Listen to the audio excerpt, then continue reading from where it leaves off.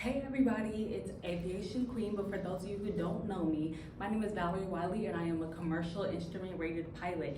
And I'm starting a new series because I'm getting ready for my CFI. So I'm starting a new series where I make lesson plans and I teach them to you in order to help me prepare for my CFI check ride as well as teach you some of these lessons. So without further ado, let's get into today's video. Set apart, covered and blessed. I serve God and say it with my chest. Wake up, thankful for his patience, grace, and So for my very first lesson today, I will be teaching y'all about ADM, also known as Aeronautical Decision Making. So first of all, what is ADM? ADM is Aeronautical Decision Making, and Google describes it as a systematic approach to the mental process used by pilots to consistently determine the best course of action in response to a given set of circumstances. But I like to say ADM is the track that pilots use to ensure that the flight will be safe and sufficient and everything runs smoothly. Some of you might be wondering, why is ADM important? Why is it important that I know how to make good decisions? Because as a pilot, every single decision you make, it matters. It doesn't matter if it's big, if it's small, whether you decide, yes, I want to fly today, or no, I do not want to fly today. All these decisions are very important when it comes to the aeronautical decision making. We also have very important reasons that include it reduces pilot error. Did you know that 80% of aviation incidents is because of pilot error, because of human factors? So it's a lot of these problems that happen because of poor aeronautical decision making. And second of all, it enhances our situational awareness and our risk mitigation. So as a pilot, we always need to know what's going on surrounding us. And if we use these ADM methods that I'm about to explain to y'all, that'll help us even more in becoming the best pilot that we can be. The first model I'm going to discuss when it comes to aeronautical decision making is the DECIDE model. And in this model, this is what pilots use when they're in flight and they notice that there might be a problem. Let's go through the steps and see what they would do. So first, they're going to detect the problem. This is where you have to have situational awareness. And your situational awareness is just you yourself as the pilot, making sure that you know what's going on. You know what's going on outside, you know what's going on inside. That's when you would use your situational awareness and you would detect the problem. Next, you're going to estimate. Access your need for action. Is this minor or is this an emergency? Do I have to handle this now or can we continue, wait till we land? So that's where you will estimate your access need for action. Is this an emergency or not? Next, you're going to choose an outcome. Should I divert? Should I declare an emergency? You're going to choose, like, what should I do right now? Should I just go to my alternate airport or should I tell ATC Mayday, Mayday? That's where you're going to choose. Next, you're going to identify your actions. So now you decided if you're going to divert or you're going to declare an emergency. So what now? You're going to prioritize safety and you're going to comply with regulations. Just because you might be in an emergency does not mean that it's time to panic. As a pilot, this is a part of your aeronautical decision making. You must stay calm and prioritize safety and don't go against regulations just because you think that something else might help better. Next, you're going to do your necessary actions. Confidence is key. So if you chose to divert, you're going to go ahead and safely get that plane to the alternate airport which you have decided. You're going to make sure you use your checklist. Do not neglect your checklist. So that's do. And then finally, you're going to evaluate the effect. Did you solve the problem? That's the big question. Did you solve the problem? Is the problem solved? But if you're back on the ground, that's wonderful, that's perfect. But if you're still in the air and you're trying to make sure that you went through this module, but the problem has not solved, you need to go again and start from the top. So that is our DECIDE model. So let's go ahead and put this model into a real world situation. So say we're flying along, you have a couple passengers with you, and all of a sudden you start to feel a type of engine roughness. What are you going to do? Let's go over to the model and see.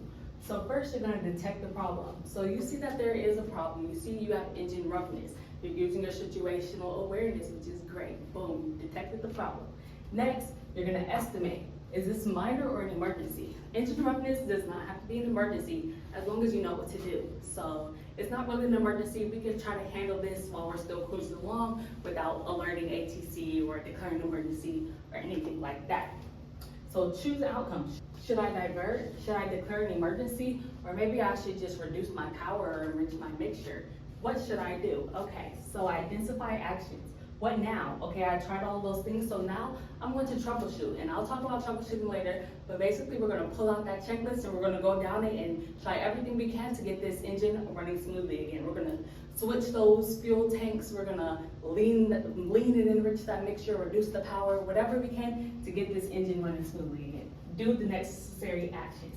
I just said that that's what we would do. We're going to start troubleshooting, getting everything in there. Confidence is key, and use your checklist. Like I mentioned before, we're going to go through that checklist. Then finally, evaluate the event. Did I solve the problem? I would say doing these things, yes, we solved the problem. The engine is no longer running rough, and we're still flying smoothly, and we can complete this flight as planned. So as you can see, the DECIDE model helps you to evaluate your problems and act on them safely and appropriately. So that's why we use our DECIDE model. Okay, so next up in our aeronautical decision making lesson today, we have our 3P method. So we have our 3P model, which means perceive, process, and perform. And this is a real-time cycle based on approach. So with the 3P model, we have the pilot must perceive hazards using PAVE, which stands for pilot, aircraft, environment, and external pressures. Next, we have process. We must process risk using CARE, C-A-R-E, which means consequences, alternatives, reality, and external pressures. And next, the pilot must perform risk mitigation using acronym TEAM, which stands for transfer, eliminate, accept, and mitigate. So as you can see, there is a lot of acronyms, and in aviation, you'll notice there's plenty of acronyms, but they honestly make the learning process so much easier. So just because it's my first video today, we'll be focusing on Pave, which is pilot, aircraft, environment, and external pressures. And if y'all would like me to make a video about CARE and team, y'all can let me know down below. But as for now, we'll just be focusing on Pave. Okay, so next up in our aeronautical decision making, we have our Pave checklist, which covers everything from the pilot down to your external pressures. You have your pilot, your aircraft, the environment, and everything just like that. So let's get straight into it. So what we have here, the P stands for pilot, A for aircraft, V is for environment, and the next E is for external pressures. So with the pilot, you also have an acronym inside of this acronym, and that is the I'm Safe checklist, which is very popular amongst most pilots. I'm hoping that a lot of pilots are using this each and every time that you go to fly. So let's go ahead and go over these letters and I'll tell you what they mean. So first, we have illness. So illness, are you feeling sick? Are you okay? Have you been resting and doing what you have to do to take care of yourself before you go fly? Because everybody knows when you're sick, you do not feel okay. You do not want to go fly while you are feeling sick or when you have any illness going on.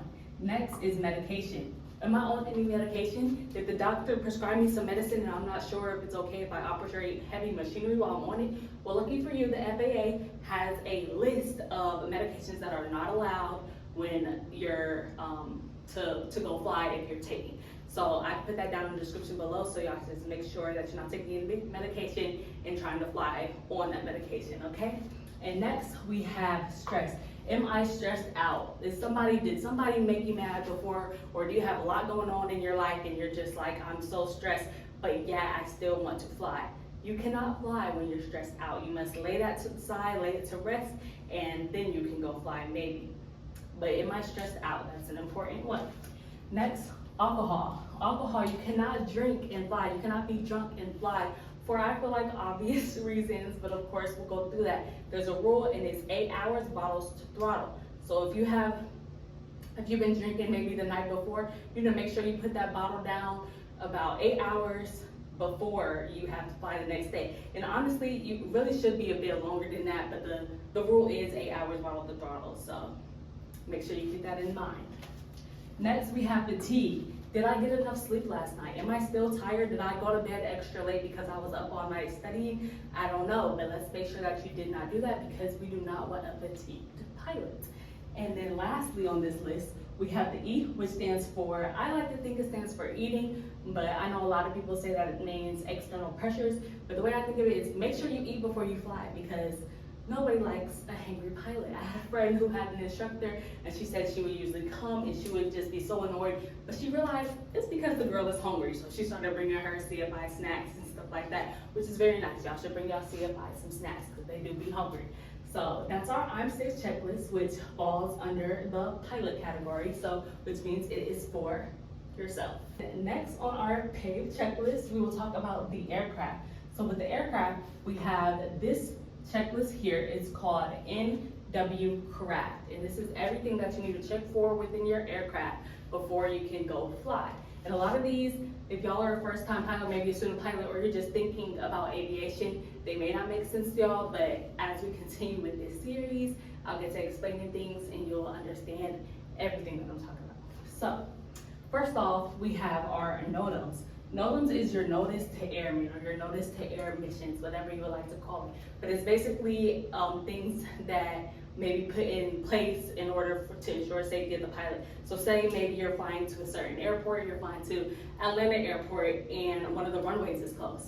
That's a NOTAM. You would find your NOTAMs and you would realize, okay, I can't use this runway because this runway is closed. It's for certain things like that. Next, we have our weight and balance or weather. So for your aircraft, you have to make sure you have done your weight and balance and that your aircraft is within CG. You don't want a heavy aircraft. You don't want an aircraft that it might be too bottom heavy or too top heavy, you know what I mean? So you have to make sure your weight and balance is in order. And then also you need to check your weather.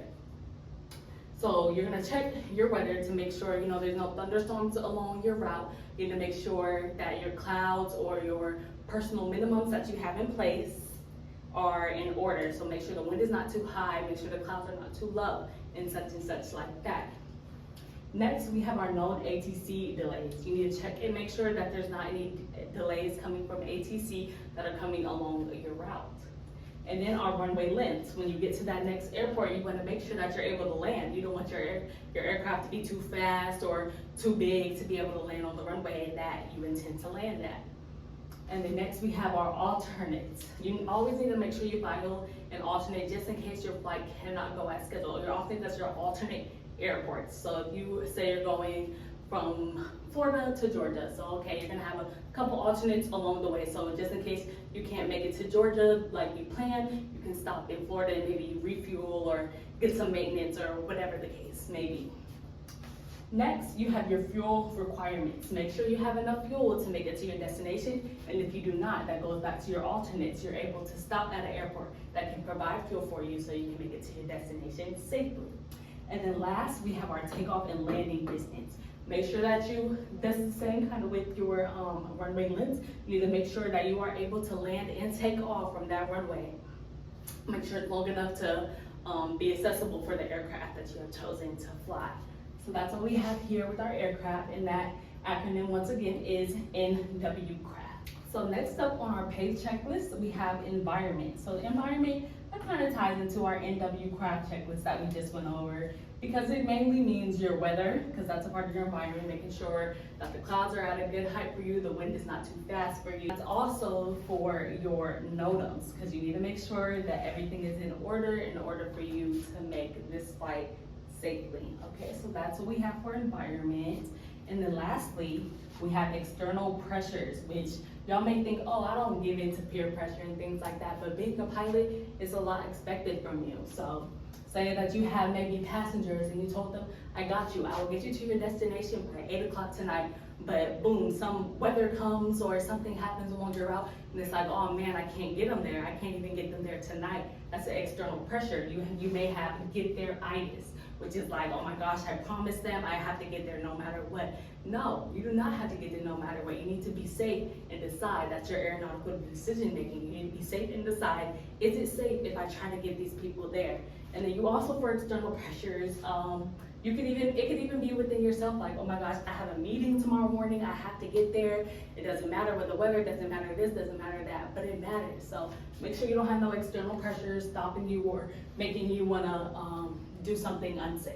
So that's what we have for our Pave checklist. Okay, so next, I just know that most pilots can really get a big ego from what we do, and I'm pretty sure the FAA knew and understood this as well when they gave to us these hazardous attitudes and the remedies. So that's what we're going to talk about next, are some hazardous attitudes and how can we get over these hazardous attitudes. So first, Our first hazard attitude is going to be called anti-authority, and that's when the pilot is like, you cannot tell me what to do. And what are we going to do about that? We're going to tell them, follow the rules. They're there for a reason. You may not like that someone is telling you to do, but it may be helpful. So you just need to be able to accept that when someone is explaining something to you, maybe even if it's something you already know, you just have to be able to, accept it and be open to learning something new. And next up, we have impulsivity, which is to do something quickly. And our antidote for that, we have think first, not fast. So we want to think before we do something, because we could be quick to jump at something, maybe quick to change a frequency or something like that, but wait, we need to think about it first. Then next, we have invulnerability, which is like, it won't happen to me. They're hearing about somebody, oh, their radio went out. That's not gonna happen to me. But the remedy for that is, it can happen to me. It can happen to anybody. It's a plane, it's a machine. So a machine can malfunction and it can happen to anybody. And then next up, we have macho, which means I can handle anything. But that is not true for anybody. And our antidote that we have for that is taking chances is foolish. Do not take chances. See, a lot of people notice that after the pilot gets their private pilot license, that's when they start feeling really macho. And they're like, oh, I just got my license, so I'm good to go. I can handle anything. But taking chances is foolish. We don't want to do that. And lastly, we have resignation. And that's when the pilot is like, oh, what's the use? They really just given up. But you don't need to give up. The antidote to that is, I can make a difference. If you just try, you never know. So you should not, if you're in the middle of an emergency, you're like, oh, what's the use? I can't make it better, I can't. Well, you have to try at least. And you say, I can make a difference. So this here are some hazard attitudes. And I'm pretty sure every single pilot in the world, and I say every single pilot in the world, has experienced at least one. Okay, well that pretty much sums up our aeronautical decision making. But finally, I would like for you to remember some key points on why aeronautical decision making is important. So it's important because it enhances situational awareness.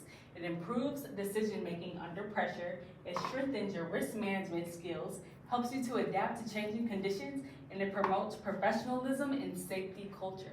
Well, that's all I have for you guys today. Thank you guys so much for watching, and be sure to like and subscribe, because I will try to post videos weekly with new lesson plans coming every single week. So if you enjoyed this video, comment below and like and subscribe. So thank you guys so much for watching. Bye.